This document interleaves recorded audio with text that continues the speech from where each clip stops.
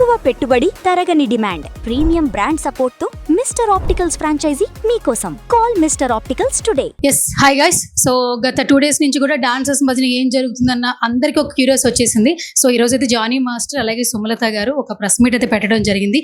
ఏం జరుగుతుందో అంత క్లారిటీ అయితే లేదు. శేఖర్ గారు జానీ మాస్టర్ గొడవలు పడుతున్నారని thumbnails అయితే చూస్తున్నాం. అసలు ఏం జరుగుతుందో ఫెడరేషన్ ప్రెసిడెంట్ గా సుమలత గారిని మనం చూస్తున్నాం కాబట్టి ఆవిడతో మాట్లాడే ప్రయత్నం చేద్దాం. So ma'am, good to see you first of all. నిన్నటి నుంచి చాలా చాలా బాగున్నాను అండ్ ఇలా కలవడం అలా బాగాలేదు యాక్చువల్లీ. నేను హ్యాపీగా ఉన్నా, అలా ఏం లేదు.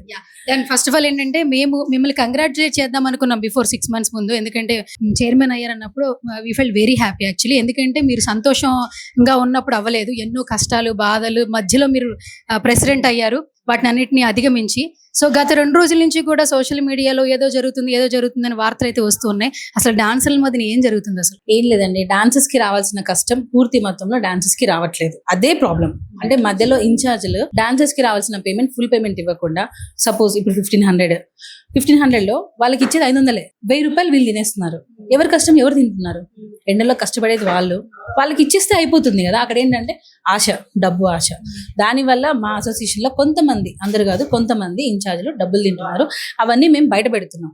అవి తెలిసి మా సెక్రటరీ గారు రాజీనామా చేశారు. సో దాంతోనే ప్రాబ్లం స్టార్ట్ అయింది. ఇందాక రాజీనామా చేయలేదని చెప్పి కొంతమంది అక్కడ ఇష్యూ చేయడం జరిగింది. సో మొన్న కూడా గొడవ జరిగింది. సో వారి రాజీనామా లెటర్ ఇది. సో వారి సంతకాలు, సో విత్ ప్రూఫ్స్ ఉన్నాగా ఇంకా రాజీనామా చేయలేదు, మేము ఏదో ఊరికే చేసామని అంటే ఎలా? ఒక అసోసియేషన్ కదా. మీరు ప్రెస్ మీట్ లో కూడా కొంతమంది వ్యక్తులు ఈ ఫెడరేషన్ లో కొన్ని తప్పులు జరిగిన కారణంగా రాజీనామా చేశారు. పేర్లు కూడా చెప్పలేదు. కొంతమంది వ్యక్తులు అని చెప్పి ఈ పట్టుకుని వస్తున్నారు. మీరు మాట్లాడుతున్నప్పుడు అదే టైంలో వాళ్ళు వచ్చేసి ముంబై నుంచి డాన్సర్లు తీసుకొస్తున్నారు, మమ్మల్ని అన్యాయం చేస్తున్నారు అని వాళ్ళు మాట్లాడుతున్నారు. ఇక్కడ చూస్తే విత్ ప్రూఫ్ గా కనిపిస్తా ఉంది. అసలు వీళ్ళు రాజీనామా చేయడానికి అసలు కారణం ఏంటి? ఒక ఫీమేల్ గా ఇక్కడ కె శ్రీనివాసరావు జనరల్ సెక్రటరీ, ఈయన మెయిన్ రీజన్. ఈయనను సపోర్ట్ చేస్తూ వీళ్ళందరూ రాజీనామా చేశారు. ఇతనికి ఎందుకు సపోర్ట్ చేయాలంటున్నా? తప్పు చేసిన వాడని తెలిసినప్పుడు ఆ తప్పుకి వీళ్ళు ఎందుకు మద్దతు తెలుపుతున్నారు? ఇప్పుడు ముగ్గురికి పడట్లేదు అంటే ఏం పడట్లేదు చెప్పండి.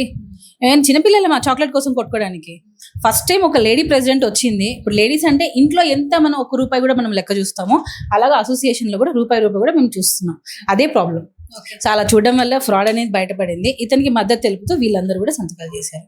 ఇంతకు ముందు మీరు ప్రెస్ మీట్ లో ఒక మాట అన్నారు, ఫెడరేషన్ లో డాన్సర్లందరికీ అందాల్సినటువంటి డబ్బులు వాళ్ళకి అందకపోవడం కారణంగానే నేను బాధ్యతలు తీసుకున్న తర్వాత ఇక్కడ కొంత తప్పు జరుగుతుందని తెలుసుకుని నేను బయట పెట్టానని కారణంగా వీళ్ళందరూ రాజీనామా చేశారంటున్నారు. అటువైపు నుంచి వాళ్ళేమో వాళ్ళు ఓన్ డెసిషన్ తీసేసుకుంటున్నారు అంటున్నారు. తప్పుకి ఓన్ డెసిషన్ కి ఏంటి అసలు అర్థం కాదు? నాకు అర్థం కావట్లేదు. ఏకపక్ష నిర్ణయం అంటే ఏంటి? ఇప్పుడు ఒక తప్పు జరిగింది, ఏం రూల్ ప్రకారం ఉందో అది చేస్తున్నాం. అది వాళ్ళకి అలా అనిపిస్తుంది అది ఏకపక్ష నిర్ణయం అని. ఇప్పుడు నేనైనా తప్పు చేస్తున్నాను, నేను నా తప్పని నేను ఒప్పుకోను కదా. అలానే ఉంది వీళ్ళది. ఏకపక్ష నిర్ణయం వాళ్ళే అంటున్నారు, మిగతా సభ్యులు అనట్లేదే. ఇప్పుడు మరి మెజారిటీ జూన్ 14th రోజు జనరల్ బాడీ జరిగింది. మరి 136 members నేను నా ఒక్క నిర్ణయమా? ఎప్పుడు కూడా నా ఒక్క నిర్ణయం అవ్వదు. అది June 14th రోజు మేము జనరల్ బాడీ పెట్టుకున్నాము. 188 members లో 136 members వీళ్ళని తీసేయాలి అని చెప్పి సంతకాలు చేశారు. ఇంకేం కావాలి? అది నా నిర్ణయం కాదు, అది సభ్యుల నిర్ణయం, అసోసియేషన్ నిర్ణయం. దానికి కట్టుబడి ఉండాలి. ఎంతమంది ఉంటారు మేడం మొత్తం సభ్యులందరూ అసోసియేషన్? ఎంతమంది ఉంటారు? members ఉంటారు. ఆల్మోస్ట్ ఒక 200 members బయట ఉంటారు. అంటే ఊర్లో కొంతమంది, ఇక్కడ కొంతమంది సీనియర్స్ ఉంటారు. గర్ల్స్ ఒక 50 members ఉంటారు. తర్వాత మెయిన్ మా దగ్గర ఉన్న మంచిగా ఒక డాన్సర్స్ ఫుల్ ఎనర్జెటిక్ గా చేసేవాళ్ళంటే 150 to 200 అంతే. 150 అంతే. గట్టిగా ఒక సాంగ్, పెద్ద సాంగ్ పడిందంటే మనలో డాన్సర్స్ ఉండరు. ఇది ప్రాబ్లం. మరి నిన్న శేఖర్ మాస్టర్ ఒక వీడియో పెట్టి, జానీ మాస్టర్ పెట్టి గట్టిగా అరుచుకుంటున్నారు.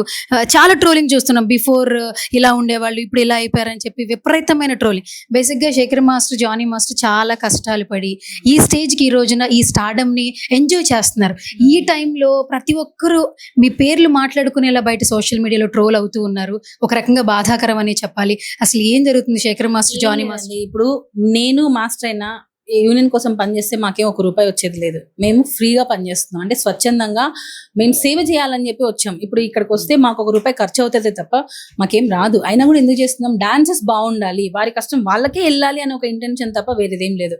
అది మా సభ్యులకి కొంతమంది ఉంటారండి, మనం ఏం చేసినా సరే అది తప్పనే అనే వాళ్ళే ఉంటారు. సో వాళ్ళకి మనం ఎంత ఎక్స్ప్లెయిన్ చేసినా వేస్ట్. అట్లని శేఖర్ మాస్టర్ ఆపోజిట్ ఉన్నారని కాదు, కొంచెం అవగాహన ఉంటే బాగుండేది. ఇప్పుడు ఫెడరేషన్ లేకపోతే మన యూనియనే లేదన్నట్టు ఉంటే ఎలా? మనకంటూ మన కాళ్ళ మీద మనం బతుకుతున్నాం కదా ఈరోజు.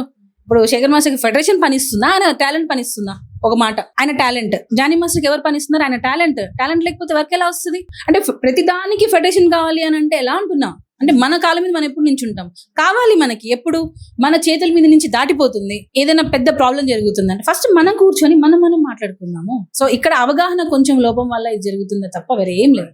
వాళ్ళిద్దరు బానే ఉన్నారు ఇప్పుడైతే. Shekhar master, Jani master morning మన చిరంజీవి గారితో కలిసి మాట్లాడారు, హ్యాపీగా కూర్చున్నారు. అలా ఏం లేదండి. కొంచెం మీడియాలో కూడా ఏంటంటే thumbnails అవి వేయడం వల్ల కొంచెం రాంగ్ గా వెళ్ళింది తప్ప అందరం బాగున్నాం. మేము ఎన్ని కొట్టుకున్నా సరే, మేము ఎంత చంపుకున్నా సరే అది అసోసియేషన్ లోనే ఉంటుంది అంతే.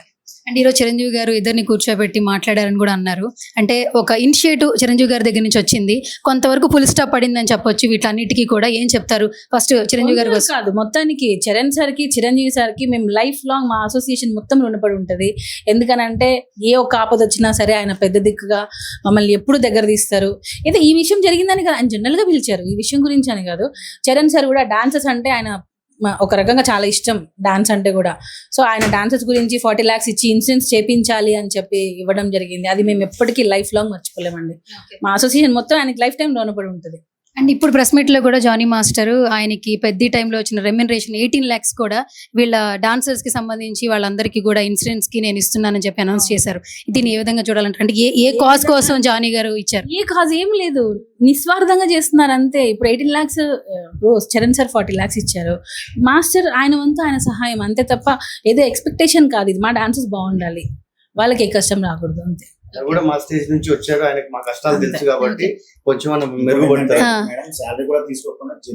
మీరు శాలరీ కూడా తీసుకోకుండా జెన్యున్ గా పనిచేస్తున్నారని చెప్తూ ఉన్నారు వీళ్ళందరూ. అసలు తీసుకోవట్లేదు, ఎందుకు తీసుకోవాలి? మా అసోసియేషన్, నేను ఇందులో నుంచే వచ్చాను, నాకు ఎన్నో రోజులు అన్నం పెట్టింది, నేను ఎందుకు తీసుకోవాలి? సో నా వరకు సేవ చేద్దామని చెప్పి వచ్చాను. సో మొత్తానికి ఈ రోజు ప్రెస్ మీట్ తో కొంత అయితే అందరికి ఒక ఇన్ఫర్మేషన్ అయితే తెలుస్తోంది. బట్ ఎవరైతే ఆపోజిట్ ఎవరైతే పెడతారో వాళ్ళతో మళ్ళీ స్టార్ట్ అవుతుంది. ప్లీజ్ దయచేసి తమిళలో మనం పెట్టండి.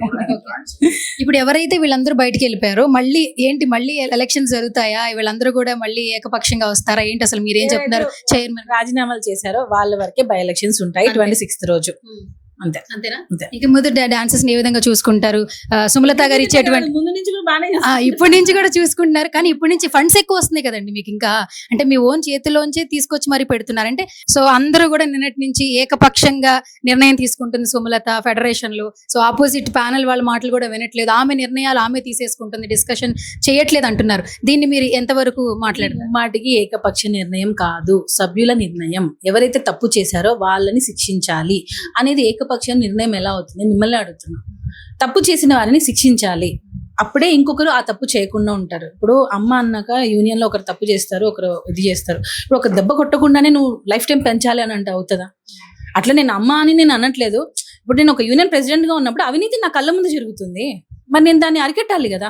నాకు ఇచ్చింది 2 ఏళ్ళు, నేను ఇప్పుడు మరి డెసిషన్స్ ఫాస్ట్ గా తీసుకోకుండా ఎలా తీసుకోవాలి? ఇంకోటి నా ఒక్క నిర్ణయం కాదు, అది అందరు సభ్యులు కలిసి తీసుకున్న నిర్ణయం. ఇప్పటికీ 3 జనరల్ బాడీలు జరిగాయి, వాళ్ళని ఎక్స్క్యూజ్ చేయడానికి మేము ట్రై చేసాం. బట్ సభ్యులందరూ కూడా వాళ్ళ మీద ఫుల్ యాంటీగా ఉన్నారు. అంటే వాళ్ళు చేసిన తప్పు ఇంకో కొంతమంది చెప్పుకోలేకపోతున్నారు బయటికి. అంటే వాళ్ళు చెప్తే వాళ్ళ పొట్ట మీద కొడతారు, వాళ్ళ వర్క్ చెప్పరు. అంటే నువ్వు మాకు అగైనెస్ట్ గా చెప్పావు, సో నీకు వర్క్ చెప్పనని చెప్పి వర్క్ ఆపేస్తారు.